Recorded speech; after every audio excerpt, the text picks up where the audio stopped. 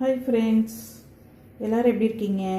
இன்றைக்கி ஒரு evening snacks பருப்பு வடை எப்படி செய்யணும்னு பார்ப்போம். அதுக்கு தேவையானது என்னென்னு காமிக்கிறேன் வாங்க. கடலைப்பருப்பு ஒரு 2 மணி நேரம் ஊற வச்சுருக்கேன். வெங்காயம், கறிவேப்பிலை, புதினா, இஞ்சி, பூண்டு, பட்டை, சீரகம், சோம்பு, மிளகாய் காரத்துக்கு வேணுங்கிற அளவு நம்ம எடுத்துக்கலாம். ஓகே, இப்போ முதல்ல பூண்டு, இஞ்சி, வரமிளகாய், பட்டை, சோம்பெல்லாம் அரைச்சிட்டு வந்துடலாம். இப்போ 2-3 பூண்டு, இஞ்சி, மிளகாயெல்லாம் அரைச்சிட்டு வந்துட்டோம். இப்போ பருப்பு போட்டு அரைச்சிக்கலாம்.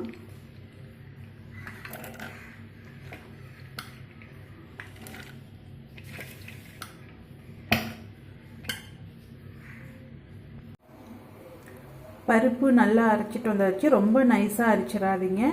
1-2 கொஞ்சம் பருப்பு அரைச்ச மாதிரி கொஞ்சம் எடுத்து வச்சுக்கோங்க. மீதி கொஞ்சம் நல்லா நைஸாக அரைச்ச மாதிரி அரைச்சி ரெண்டையும் கலந்துக்கோங்க. இப்போ வெங்காயம், புதினா, கறிவேப்பிலை எல்லாம் கலந்துக்கலாம்.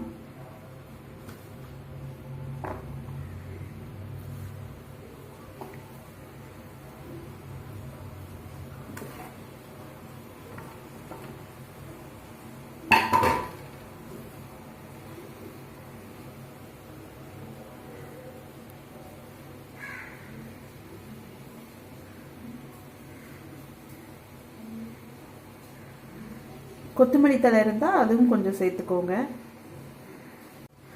எல்லாத்தையும் நல்லா கலந்துக்கோங்க.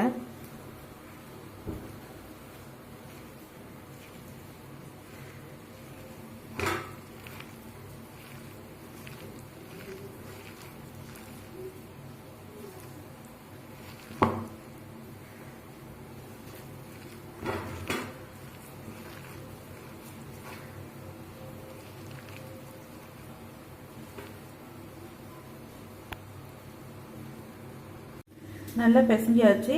இப்போ உருண்டை பிடிச்சி வடையாக தட்டி வச்சுக்கலாம்.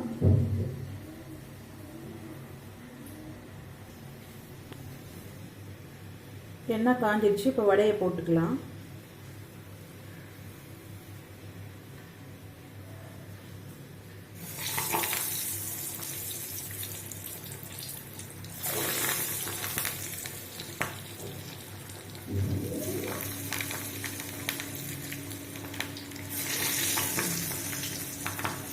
வேகட்டும்.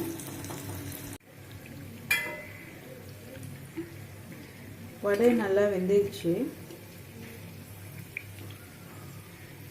இப்போ எடுத்துடலாம்.